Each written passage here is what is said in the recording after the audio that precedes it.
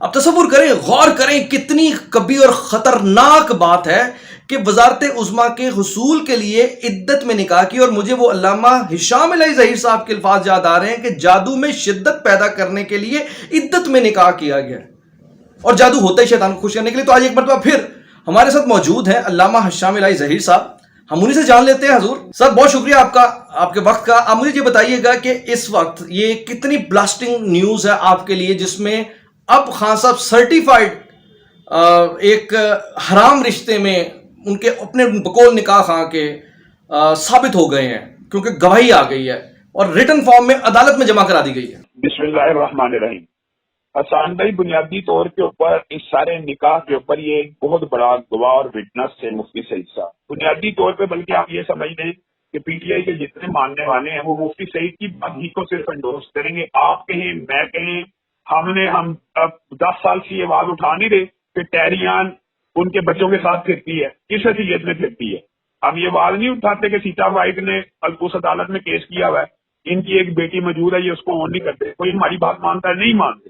آج مفتی سعید صاحب جو نکاح آئے انہوں نے عدالت میں بیان حلفی ریکارڈ کروایا، اور مجھے آپ سے پتا چلا ہے، اور یہ میں سمجھتا ہوں ایک بڑی تہلکہ اور بریکنگ نیوز ہے. عدت میں نکاح اس لیے کیا جاتا ہے کہ جادو میں شدت پیدا ہو. آج اس کے اوپر مہر لگ گئی ہے کہ مفتی سعید صاحب نے بیان حلفی ریکارڈ کرا دیا کہ وہ عمران خان صاحب نے خود مجھے کہا ہے کہ میں عدت میں تھا اور نکاح کی جو شرائط تھی وہ ساری پوری نہیں تھی، ان کو دھوکے میں رکھ کے پہلا نکاح پڑھایا گیا.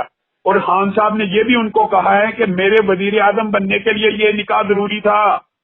آپ مجھے ایک بات بتائیں، یہ کس قسم کا کلچر ہے کہ زنا اور بے حیائی اور بدکاری کسی بندے کے وزیر اعظم بننے کے لیے ضروری ہو؟ عدت میں نکاح کا کیا حکم ہے اسلام میں، شریعت میں؟ اللہ سے ڈر جانا چاہیے. ایک بندہ پہلے اقراری پلے بوائے ہو، اقرار کرے میں نے گناہ کیا، اس کو آپ معاف کر دیں، اس کو آپ وزیر اعظم بنا دیں. یہ اس کے امت مسلمہ کا مسئلہ ہے. امت مسلمہ خاطر پاکستان کے اوپر ایک ایسا وزیر اعظم بنا ہے جو اعلانیہ اپنے پلے بوائے ہونے کا اقرار بھی کرتا رہا ہے، اس کی ایک بیٹی بھی موجود ہے، اور اب وہ جو نکاح کر رہا ہے شریعت کا مذاق بنا رہا ہے. کہ خان صاحب نے بھی اگری کیا کہ ان کو پتا تھا عدت میں، تو پھر خان صاحب بھی اسی طرح 100% مجرم ہے. عدت میں نکاح ہوتا ہے؟ عدت میں کوئی نکاح نہیں ہوتا. اسلامی شریعت میں یہ نکاح اللہ معاف کرے نل اینڈ وائڈ ہے.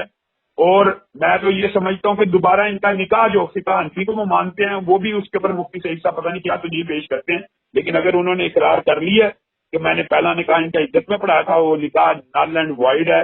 اور اسلامی تعبیرات کے تحت اور پاکستان کے قانون اور آئین کے تحت ان کے اوپر تعبیر ضرور لگنی چاہیے. لیکن حضور یہاں یہ جو تاثر جا رہا ہے کہ جادو کیا اتنا طاقتور ہوگا کہ ایک بندے کو وزیر اعظم بنا دیا، مطلب لائک اس طرح تو پھر سارے کام کم چھوڑ کے جادو پہ لگ جانا چاہیے، جو کہ اس وقت خان صاحب کے فرام دا ڈے ون ان کی ذات کے ساتھ اور ان کی مطلب اس بیگم کے ساتھ جس کے ساتھ وہ بغیر ایک قسم کے غیر شرعی نکاح کے ساتھ پورا 1 مہینہ انجوائے کرتے رہے. حسان بھائی، ایک ہوتا ہے حدود اللہ جو ہے نا، وہ اس لیے نہیں لگیں گی کہ یہ وہ ادھر پیش کر سکتے ہیں کہ یہ ہے تو نکاح تھا نا، نکاح کی شرائط پوری نہیں، لیکن تعبیراً تو اسلامی ریاست ان کو سزا دے گی نا کہ جب یہ اقرار کریں کہ ہمیں معلوم تھا، ہمیں اب معلوم پڑ گیا. ویسے تو اسلام کے اندر جو اقرار کر لیں نا، یہ بھی بات یاد رکھیں.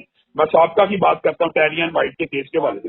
جب خان صاحب نے اقرار کر لیا میں پلے بوائے تھا، میں آپ کو ایک بات بتاؤں، جب تک بندہ اقرار نہیں کرتا وہ اسٹیٹس اور ہوتا ہے، لیکن ایک بندہ جب اقرار کر لینا میں نے یہ اللہ کی حد توڑ دی ہے تو اس کے اوپر سزا لگانا ریاست کی ذمہ داری ہے. لیکن سر اب دیکھیں نا، یہ جتنی باتیں ابھی آپ نے گنوائی ہیں یہ بڑی خوفناک ہے، اور یہ خاص کے ساتھ جو کچھ بھی اس طرح کا لنکڈ اپ ہے یا ان کے ساتھ یہ جو چیزیں بار بار سامنے آ رہی ہیں، لیکن ان کی سیاست کا محور و مرکز تو پھر اگین اسلام ہے. وہ ڈنکے کی چوٹ پر پیور اسلام اور اسلامی ٹچ پہ سیاست تو کر رہے ہیں. اصل بات یہ ہوتی ہے کہ یہ توہم پرستی کی بات ہوتی ہے حسان بھائی. یہ انہوں نے ایک متھ بھی، ایک ان کا آپ کو پتا وزیر اعظم تو انہوں نے یہ نہ بھی ہوتا تو بننا تھا. جب ایک بندے کے ساتھ ہر قسم کے تمام تر سہولیات اس کو میسر ہو جائیں وزیر اعظم، تو آپ یہ سمجھیں وہ الیکشن سے پہلے ہی بن چکے ہوئے تھے. یہ بھی میں آپ کو بات کروں، لیکن اس بات کو ایک ٹول کے طور کے اوپر یوز کیا گیا، میں یہ سمجھتا ہوں. اور یہ توہم پرستی میں ایسا ہوتا ہے. مثال دے رہا ہوں، جب انسان کسی پیر کے پاس جاتا ہے یا غیر اللہ کے پاس جاتا ہے تو وہ انسان کو یہ کہتا ہے کہ بیٹا ہوگا، تو 50% لوگوں کے گھر تو بیٹا ہو ہی جاتا ہے، تو وہ 50% تو پکے مرید بن گئے نا. تو یہاں پہ بھی وہ معاملہ کہ جب خان وزیر اعظم بنتا نظر آ رہا تھا تو ان کے اوپر یہ ٹول استعمال کیا گیا. لیکن اس بات کو تسلیم تو کرنا پڑے گا. مطلب کیا ہے خان صاحب، بڑے بڑے انٹلیکچوئل جو ہیں وہ ان کے ساتھ ملتے جا رہے ہیں. وہ علیحدہ بات ہے کہ جو ان کے ساتھ رلتا ہے وہ رل جاتا ہے, لیکن بہرحال بڑے بڑے دماغ انہوں نے کیپچر کر لی, لائک اوری مقبول جان صاحب, ان کی مثال آپ کے سامنے. بنیادی طور پہ وہ صرف ایک اسلامی ٹچ ہے. اسلامی ریاست کا یا ریاست مدینہ کا نام لے کر شرم کرنی چاہیے. ہمارا تو اس نام کو سن کے آنکھیں جھک جاتی ہیں. کیا ریاست مدینہ کے نام کے ساتھ بد کردار انسان, برا عمل کرنے والا, کرپٹ, توشہانے کا چور, اور کون کون سا ایلیگیشن رہ گیا وہ اپنے آپ کو ریاست مدینہ کا دعوے دار گئے. یہ شرم کرنی چاہیے. شرم پہ ہم کو بھی, ہمیں بھی, اور ان کے ماننے والوں کو سب سے زیادہ دکھ اور افسوس ہوتا ہے کہ خان صاحب معیار حق بنا دیے گئے ہیں. خان صاحب تو اللہ معاف کرے, انہوں نے ان کو وہ رتبہ دے دیا جو فرقوں میں یا مذاہب میں انبیاء کا ہوتا ہے. خان کا جو حامی ہے وہ ایماندار, جو خان کا مخالف ہے وہ بے ایمان. جتنا مرضی بڑا چور, کرپٹ, بے ایمان بندہ ہو, بلکہ میں تو اب یہ کہتا ہوں, اب جو حالیہ جو ڈیولپمنٹ ہو رہی ہے کہ جتنا مرضی بڑا گستاخ رسول کیوں نہ ہو, گستاخ صحابہ کیوں نہ ہو, وہ پی ٹی آئی کے حق میں بیان دے دے, اس کے سارے پاپ دھل جائیں. سر اوریہ صاحب کا سوال میں پھر آپ سے دوبارہ سے اوریہ صاحب پر آؤں گا کہ جو باتیں آپ کر رہے ہیں وہی باتیں تو اوریہ صاحب بھی کرتے آئے ہیں. مطلب سال پہلے تک وہ اسے فتنہ قرار دیتے آئے ہیں, اور اسلام کا سب سے بڑا ایک وہ کہتے ہیں کہ مسئلہ قرار دیتے آئے ہیں کہ اسلام کا جس طرح یہ عمران خان صاحب کھلواڑ کر رہے ہیں, جو آپ ابھی ذکر کر رہے ہیں, یہی باتیں تو اوریہ مقبول جان صاحب ایک سال پہلے بیچارے پیٹتے آئے ہیں. مجھے لگتا ہے کہ کہیں آگے جا کر آپ بھی اب عمران خان صاحب کی حمایت کرنے جا رہے ہیں.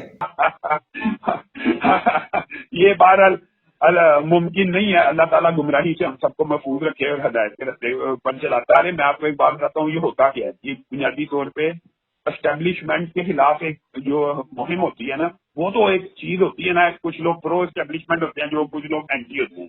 تو ہوا یہ ہے, عمران خان کے ان کی لک کہہ لیں یا ان کی خوش قسمتی کہہ لیں, عمران خان صاحب پہلے تو ان کو ابو جان کہتے تھے, لیکن یہ اب کا جو معاملہ ہوا نا, میں یہ سمجھتا ہوں کہ یہ یو ٹرن اوریہ مقبول جان اور ان لوگوں نے کیوں لیا ہے, کیونکہ یہ اینٹی اسٹیبلشمنٹ لوگ تھے. خان کا بیانیہ یوں ہی اینٹی اسٹیبلشمنٹ ہوا تو یہ پرو خان ہو گئے. بنیادی طور پر میں یہ سمجھتا ہوں, میری رائے میں یہ ڈفرینس ہے, لیکن اس کا مطلب یہ نہیں ہے کہ اسٹیبلشمنٹ کو دو گالیاں دے کے کوئی بھی بندہ جو مرضی اس کو اجازت دے دی جائے. کیا ہاتھ آیا ہوا ہے جو انہیں یہ اعتماد دلا رہا ہے, جس طرح پہلے انہوں نے عدت میں نکاح کر کے جادو میں شدت پیدا کرنے کے لیے وہ جو ڈھکوسلا گیا, نعوذ باللہ, استغفر اللہ, وہ کہیں دوبارہ اس طرح نہ ہو. بہرحال اس سیاست میں تو وہ بڑے کانفیڈنٹ ہیں. حسان بھائی, یہ تو پہلی جو بات ہے, یہ آپ اپنے ذہن سے یہ خیال نکال دیں کہ خان صاحب کبھی بھی دو تھا اکثریت سے پاکستان میں. خان صاحب کی جو سیاست ہے اس کا جنازہ الحمدللہ مولانا مظفر الرحمان نے اور علماء نے اور اسلام پسندوں نے نکال دیا ہوا ہے. اور جنازہ جب اٹھ جائے, بندہ مر جائے, وہ دوبارہ زندہ نہیں ہوتا, چاہے جتنی مرضی اذانیں دے دی جائیں. خان صاحب جتنی مرضی کوشش کر لیں, جتنی مرضی اسٹرگل کر لیں, خان صاحب کا اس ملک کے اندر دوبارہ اقتدار میں آنا ناممکن ہے. اور اللہ کے فضل سے اسلام پسند, دین پسند لوگ ان کو اقتدار میں آنے دیں گے بھی نہیں, اور عوام کی ذہن سازی بھی کرتے رہیں گے. لیکن جو دوسرا آپ کا سوال کا پہلو ہے کہ اسلام کو یوز کریں گے, اور جناب ایاک نعبد و ایاک نستعین ہر تقریر میں پڑھتے ہیں کہ ہم اللہ تیری ہی عبادت کرتے ہیں اور تجھی سے مدد مانگتے ہیں, اور شرک کے خلاف آوازیں اٹھاتے ہیں اور مزاروں کے اوپر جا کے سجدے میں گر جاتے ہیں. یہ اسلام کا اس سے بڑا جنازہ کیا نکالا جائے گا کہ جس چیز کا علم اٹھاتے ہیں وہی کام خود کرتے ہیں, جس چیز کے خلاف بولتے ہیں وہی کام خود کرتے ہیں. تو ایاک نعبد و ایاک نستعین تو انسان کو ہر غیر اللہ کے سامنے سجدہ کرنے سے منع کر دیتا ہے, لیکن پنکی پیرنی نے پتہ نہیں کیسا اثر دکھایا کہ وہ قبروں کے اوپر بھی سجدے کرنا شروع. آپ مجھے بتائیں کہ اگر کوئی غیر مسلم یہ حرکتیں کرتا, اس پہ تو کفر کے فتوے لگ چکے ہوتے اور اس کے خلاف پتہ نہیں کیا ایجوکیشن ہوئی ہوتی. تو یہ جو فرقہ, میں تو یہ سمجھتا ہوں, میں نے پہلے بھی یہ بیان کیا, یہ میں سمجھتا ہوں کہ عمران خان کے فالوور عمران خان اس وقت فرقہ عمرانیہ بن چکے ہیں. یہ فتنہ عمرانیہ نہیں رہا, یہ فرقہ عمرانیہ بن چکا ہے. اور عمران خان اس مذہب کے پیشوا اور رہنما ہیں کہ وہی جو بات کریں گے سچ ہوگی, اس کے علاوہ ہر بندہ باطل ہوگا, فاسد ہوگا.